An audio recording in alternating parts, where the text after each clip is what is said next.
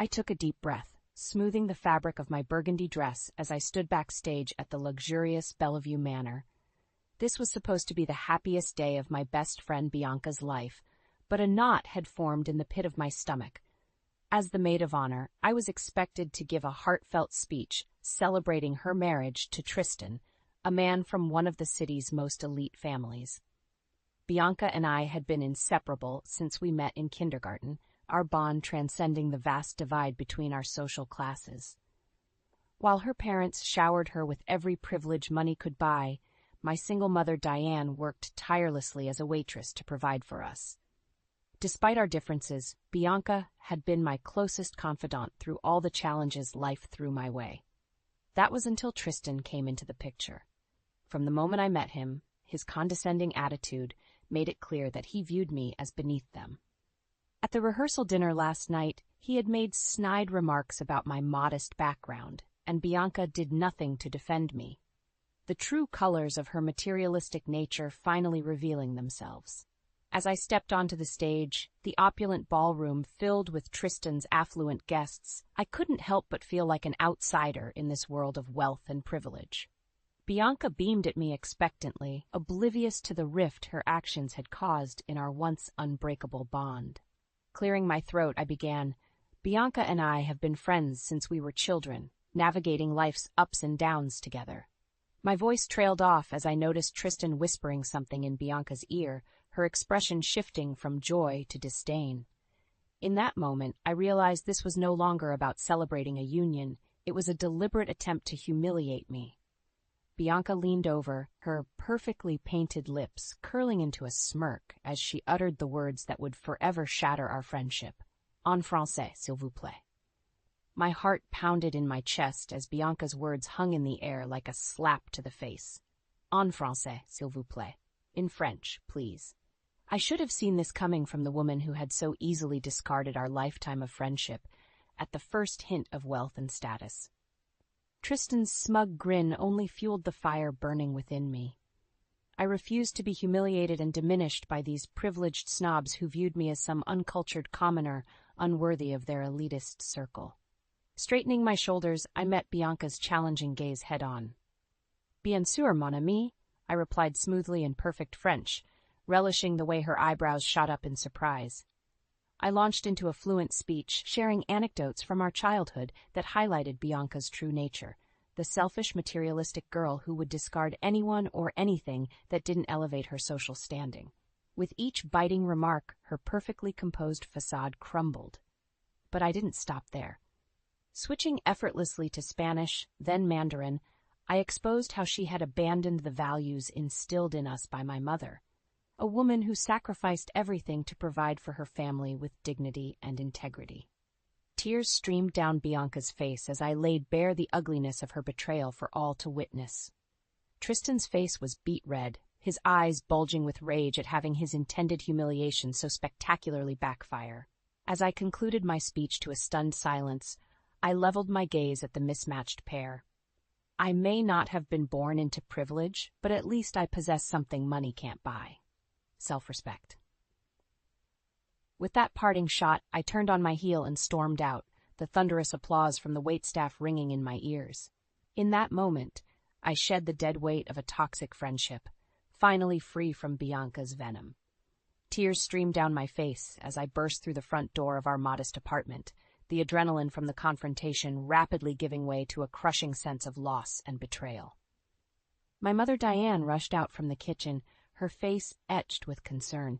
"Raina, honey, what happened?" she asked, wrapping her arms around me as I sobbed into her shoulder. Through hiccuping breaths, I recounted the events of Bianca's wedding, the snide remarks, the deliberate humiliation, and my decision to finally stand up to their cruelty with a multilingual speech that left them disgraced. Diane's expression hardened as she listened, her grip on me tightening. "Those stuck-up jerks had no right to treat you like that," she spat out, the venom in her voice startling me. My mother, who had endured so much hardship while raising me alone, was usually the embodiment of grace under pressure. Gently cupping my face in her calloused hands, she looked me square in the eyes.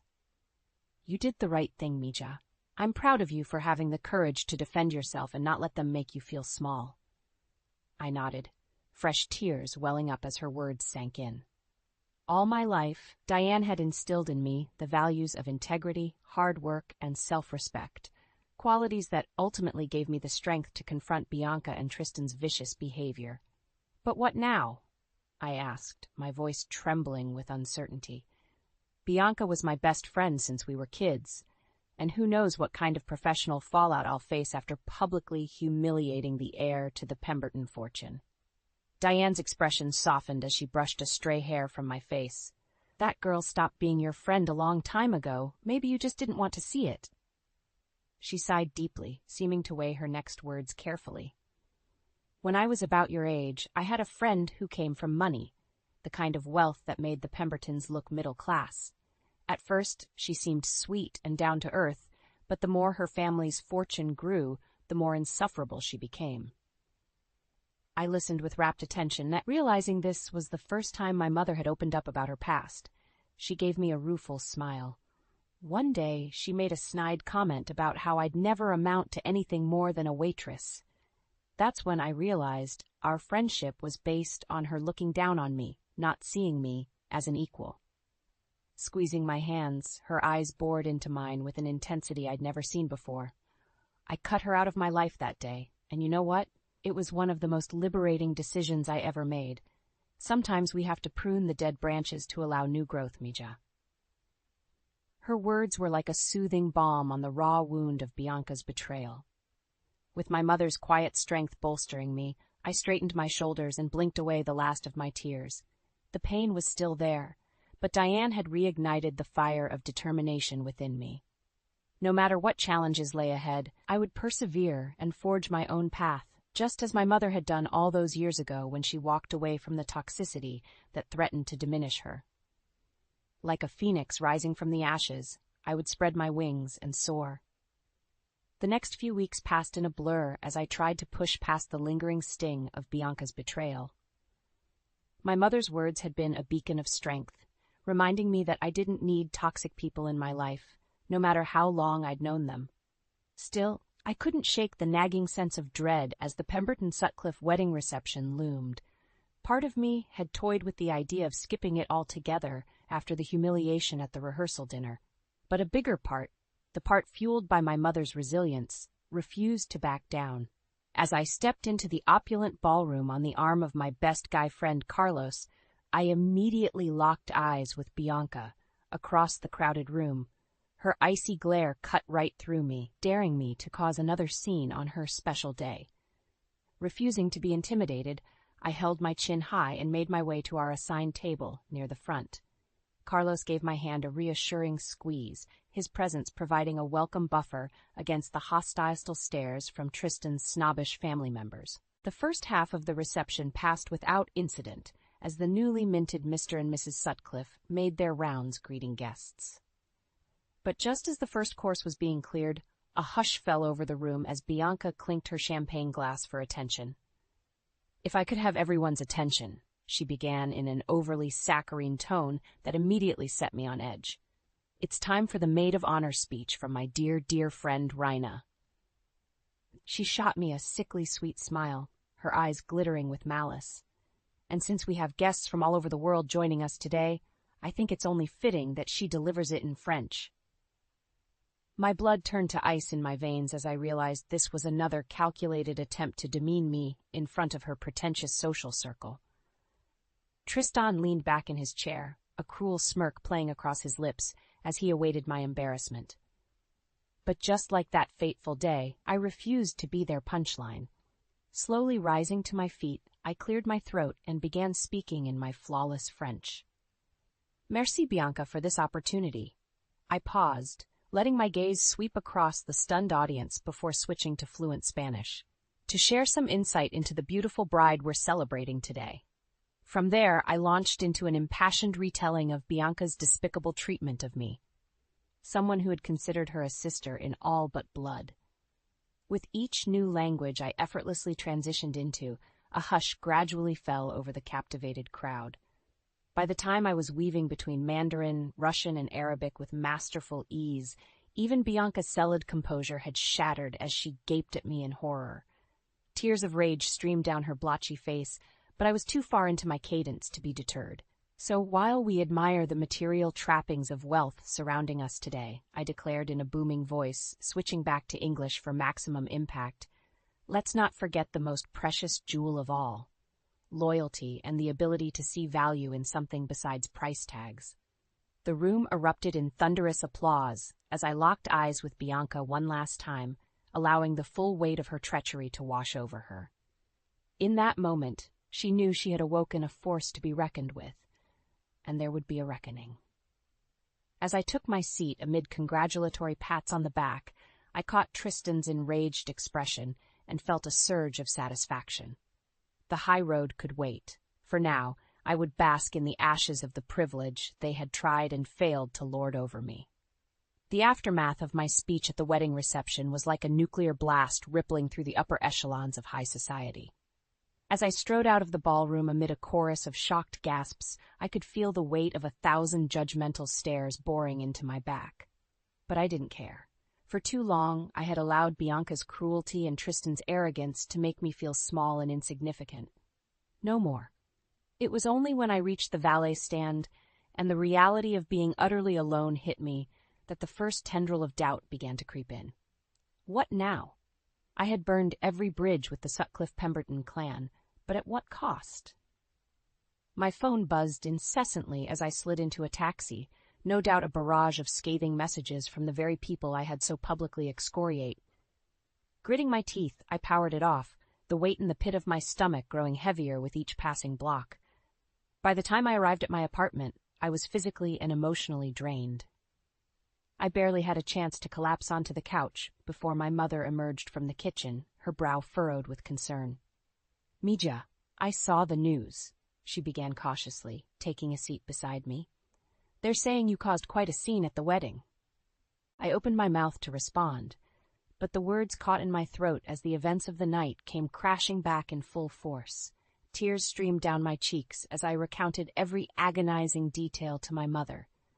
Bianca's cruel attempt at public humiliation, my impassioned multilingual counterattack, and the shocking culmination of it all.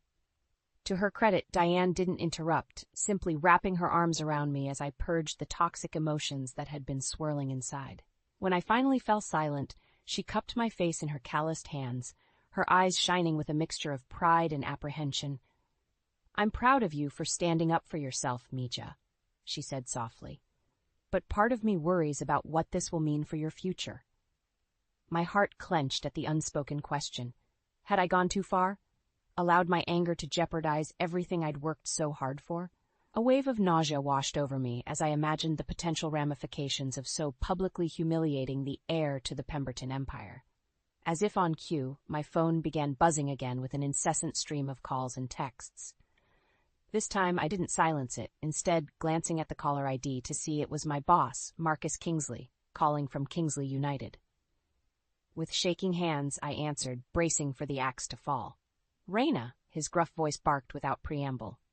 "I don't know what the hell happened at that wedding, but I just got a call from the Pemberton family demanding your immediate termination." My heart plummeted into my stomach as I cast a despairing look at my mother. This was it. The consequences I had been dreading. "Effective immediately, you're fired from Kingsley United," Marcus continued, his words like a kick to the gut. "Don't bother coming in to clean out your desk. Security will have your things sent over." The line went dead, and I dropped the phone in stunned disbelief. Tears flowed freely as I collapsed against my mother, my body racked with heaving sobs. In one fell swoop, I had lost my best friend, my job, my entire life as I knew it. Diane simply held me close, her own cheeks stained with sympathetic tears as we clung to each other amid the smoldering wreckage of my world. In that moment of anguish, I couldn't see any path forward from the ashes. But my mother had walked through fire before, and if her resilience was a spark within my soul, I knew that soon I too would rise again. In the days following my abrupt firing from Kingsley United, I cycled through the 5 stages of grief, like a tornado ripping through a trailer park. There were moments of denial where I convinced myself it was all an elaborate misunderstanding that could be resolved. Then came the anger, a blinding white-hot rage that had me hurling objects across the apartment and screaming expletives at the universe for the injustice of it all. How dare they punish me for standing up to that pretentious prick, Tristan, and his backstabbing bride, Bianca? Bargaining was next as I desperately tried to appeal to former colleagues and connections, grasping at any potential lifeline. But the Pemberton influence ran deep, and it became clear that anyone associated with me was at risk of being blacklisted. For a while, depression settled in like a dark cloud, feeding the negative voice in my head that insisted I had squandered every opportunity through my hot-headed actions. I stopped returning calls, stopped looking for new jobs, stopped getting out of bed most days. It was my mother's tough love that finally shook me from my spiral. Diane barged into my room one morning, yanking the covers off me with no warning. "Enough wallowing," she barked in her no-nonsense tone. "You had your pity party, now it's time to get up and fight." I glared at her through puffy eyes, my voice laced with venom. "Fight what? In case you haven't noticed, I'm blacklisted in this town thanks to the Pembertons." Rather than rising to my bitter sniping, Diane simply crossed her arms and leveled me with a look that could stop traffic. "So get them before they get you. An eye for an eye, Mija." My brow furrowed in confusion until she jerked her chin towards my laptop sitting on the nightstand. "You did your research on the Sutcliffe family, right? For that big proposal you worked on at Kingsley?" Realization began to dawn as I recalled the hundreds of hours I had spent digging into Tristan's family history and business dealings, searching for any potential leverage. At the time, it was all above-board background for a huge corporate acquisition. But now, the memory of all those shady real estate records and offshore bank accounts took on a more sinister possibility. My mind began racing as I pieced together a plan to strike back at the people who had so callously upended my life. "Get dressed," Diane instructed, already heading for the door. "We're going to pay an old friend a visit. It's time to make the Pembertons pay for their arrogance." A feral grin spread across my face as I jumped out of bed, renewed determination coursing through my veins. If they wanted to play dirty, I would show them just how filthy I could get. A few hours later, I found myself sitting across from Tio Miguel, an old family friend who had a complicated history with the underbelly of the city's elite. Despite his gruff exterior, the grizzled ex-con had always treated me with a sort of avuncular affection.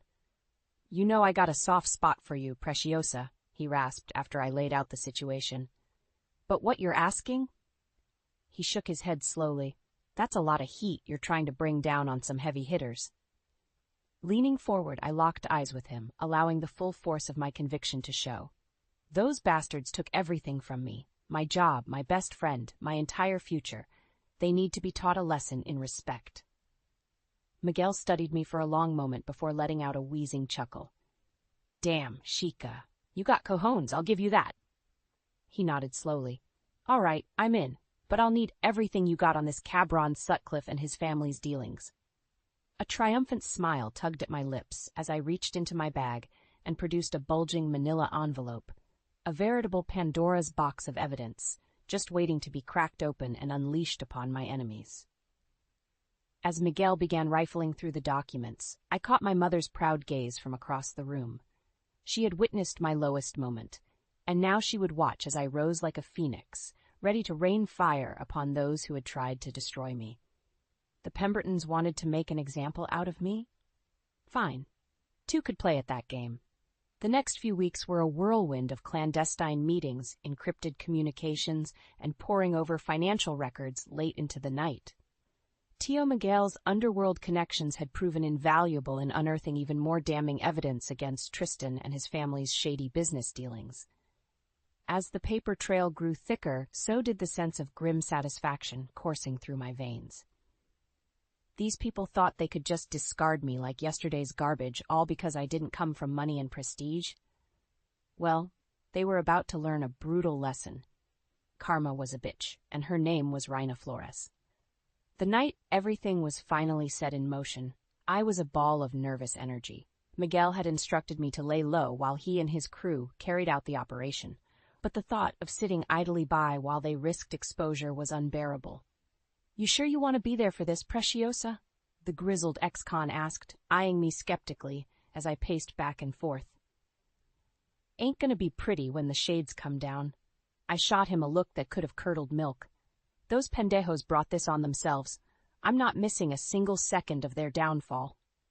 Miguel shrugged, seemingly unsurprised by my steely resolve.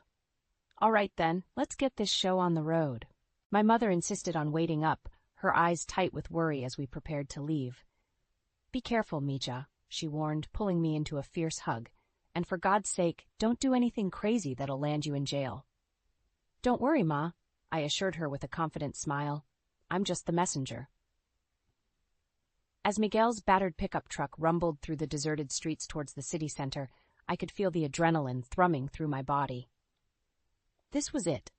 The moment of reckoning I had been craving ever since Bianca's vicious betrayal. We pulled up in an alley across the street from Sutcliffe Towers, the opulent high-rise that housed Tristan's family's corporate offices and residence. A series of terse, coded messages were exchanged via encrypted apps, and then we waited with bated breath. Suddenly, every exterior light in the building winked out in perfect synchronicity, leaving the once gleaming facade plunged into inky darkness. A tense silence stretched for what felt like an eternity before the crimson glow of the emergency backup lights bathed the streets in an ominous scarlet hue. That was our cue. Miguel gave a sharp nod, and a rugged-looking guy I hadn't met before popped the truck's rear hatch, revealing an industrial-grade digital projector rig with enough output to beam images onto the side of a skyscraper. As the projectors roared to life, I felt Miguel's calloused hand clamp down on my shoulder in a steadying grip. Last chance to back out, Chica. My jaw was set in a hard line as I shook my head, never tearing my eyes away from the rapidly unfurling scene playing out on the black monolith of Sutcliffe Towers. The first image was a high-resolution copy of a property deed, the first in a damning chain linking Tristan and his father directly to an elaborate real estate fraud scheme spanning multiple states. As it dissolved into a bank statement revealing 7-figure wire transfers from an offshore shell company, I could practically hear the jaws dropping inside the building. Over the next half hour, a relentless barrage of evidence flooded the projector's beams. Documents, emails, bank records, all meticulously cultivated from the deepest trenches of the Sutcliffe family's web of deceit. Each new revelation was like a scorching poker to the eye, searing away any plausible deniability. By the time it reached its jaw-dropping crescendo, a crystal-clear video of Tristan himself engaged in a heated argument over laundering money for the Valdez drug cartel, chaos had undoubtedly erupted inside those opulent walls. I stood transfixed, drinking in every moment of their desperate unraveling like an elixir for my wounded soul. As the final damning frame flashed across the projector, Miguel's voice crackled in my ear. That's a wrap, Preciosa. Time to make our exit. As we piled back into the truck, I caught a glimpse of uniformed figures spilling out of the main entrance, their movements frantic and voices raised in shrill panic. A tiny, vindicated smile tugged at the corners of my mouth as we peeled away into the night. In one perfectly executed strike, the entire Sutcliffe empire had imploded from the inside out. And at the epicenter of that blast radius was Tristan himself, exposed as a criminal fraud of the highest order. My revenge was complete, but the true victory was the freedom I had reclaimed. No more shackles of self-doubt, no more oppressive weight of their judgment. I was reborn, and the path ahead belonged solely to me. In the aftermath of my takedown of the Sutcliffe empire, the city was abuzz with speculation and scandal. News trucks swarmed outside the Pemberton estate like vultures, desperate for any morsel of information about the stunning downfall of one of our most prominent families. As for me, I remained blissfully anonymous, a ghost operating in the shadows, content to let the fallout rain down without getting caught in the crosshairs myself. Tio Miguel had warned me to keep a low profile until the dust settled. "You stirred up a real viper's nest with this one, Preciosa," he cautioned in his trademark gravelly drawl. "Best let things cool off before that pendejo Sutcliffe starts sniffing around for vengeance." Part of me bristled at the implication that I should cower in fear after defeating my tormentors so decisively. But the wiser part knew Miguel spoke the truth. Men like Tristan, raised with a profound sense of entitlement and impunity, were at their most dangerous when backed into a corner. So I bided my time, catching the frenzy of breaking news coverage from the safety of my modest apartment. It was almost comical, watching the pundits and high society vultures pick over the smoldering remains of the Sutcliffe legacy like carrion. Tristan's once bright future had gone up in flames alongside his family's ill-gotten riches and prestigious standing. The wedding of the year was officially cancelled as Bianca entered full meltdown mode, her matrimonial dreams dashed by the catastrophic revelation of her fiancé's criminal empire. As for me, the sting of their betrayal had finally begun to dull, allowing me to process the traumatic upheaval with a renewed sense of clarity and determination. If nothing else, the entire sordid affair had stripped away the final blinders of naivete regarding the true nature of the elite. My mother's words from that fateful night after the wedding echoed in my mind. Sometimes we have to prune the dead branches to allow new growth, mija. Bianca and Tristan had been twisted, toxic offshoots choking the life out of my potential, but now they had been permanently severed. It was a process of addition by subtraction, liberating me from the crushing weight of their judgment and scorn. As the media frenzy began to die down a few weeks later, I found myself filled with a renewed sense of purpose and ambition. If the Sutcliffe downfall had shown me anything, it was the cold hard truth that wealth and status were no safeguards against corruption and moral bankruptcy. For too long, I had subconsciously deferred to the privileged class, granting them an unearned credibility simply by virtue of their opulent lifestyles. Well, no more. The blinders were off, and I could see the game for what it truly was, a cutthroat race to accumulate power and assets by any means necessary.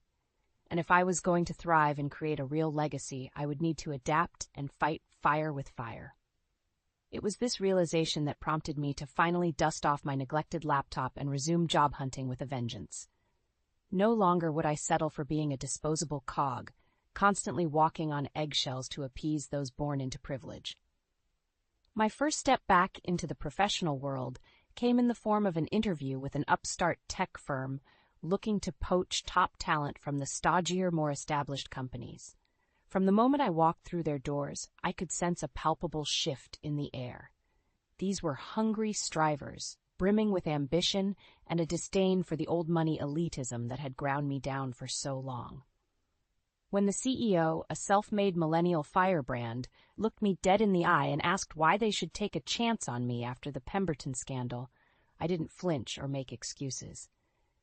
Because I'm a fighter who won't back down or compromise my values to appease those with unchecked privilege and power, I stated with conviction. I took on one of the wealthiest, most influential families in this city and emerged victorious by sheer force of will. Imagine what I could do for a company that actually has my back. The words hung in the air, equal parts bold proclamation and solemn vow. After a tense beat, the CEO cracked the faintest of smiles and extended his hand. Well, I do love a person who's direct. Welcome to the team, Raina. As I shook his hand, firming my grip to match his, I felt a surge of exhilaration and optimism for the first time in ages. This was a new battlefield, one where grit and determination were valued over pedigree and old money. And this time I wasn't going in alone. This time I had the wind at my back. Bianca and Tristan's world may have crumbled to dust, but from those ashes, I was rising again, stronger, wiser, and utterly unstoppable.